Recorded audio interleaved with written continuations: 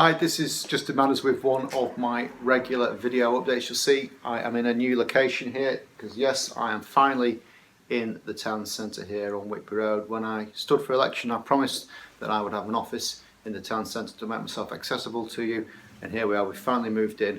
We're on the corner of Whitby Road and Cambridge Road, right in the town centre. My name is up in big letters outside the office, so you can't miss us. Call in if you need to speak to someone. We can hopefully help you out, or you can make an appointment and I will be able to see you.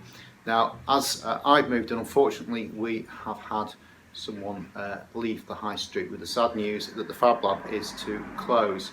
Now, the Fab Lab was set up several years ago with the intention of encouraging entrepreneurship in the area, getting people to come in with their ideas, get them involved in actually creating them with the machinery at the Fab Lab, and get them to realise their ideas, encouraging entrepreneurship, encouraging skills, encouraging manufacturing, and also, because of where it was, encouraging life in the high street. Now, very sadly, the funding for that appears to have all gone and no one is prepared to pick up the tab. So I raised that in Parliament because I believe that if the Northern Powerhouse is ever to be a reality, things like that should not be happening. The Fab Lab should be staying open, and we should be encouraging people to get out there and make their ideas become sound business projects.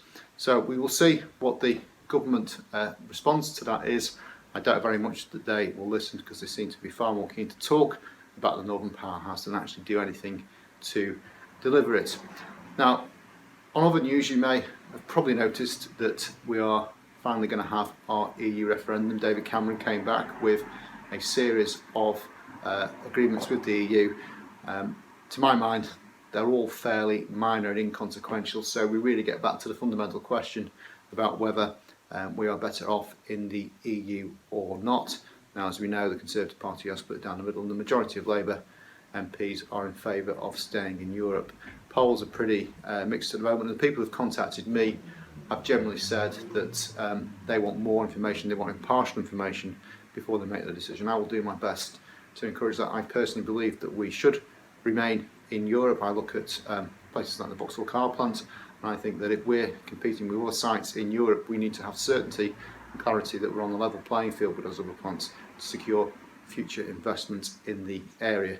I also believe there's a very important series of employment protections that we've gained from Europe that would be at risk if we came out, and that's really one of the main reasons why lots of Conservative MPs are not in favour of staying in Europe. So we will have the debate. I'm sure that the intervention of Boris Johnson on the Out campaign will have an impact.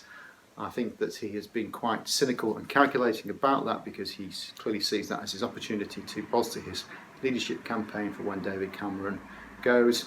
Personally, I don't think that's the behaviour of a leader. If you see something that is an opportunity for you, even if you don't personally agree with it, you still go for it. That says more about your calculations than your principles, and I think actually in the long run that will do him more harm than good. But I'm sure we will talk again about the EU and the implications for the area and the country in the coming months, and as always, now I'm here in the High Street, I hope to see you very soon.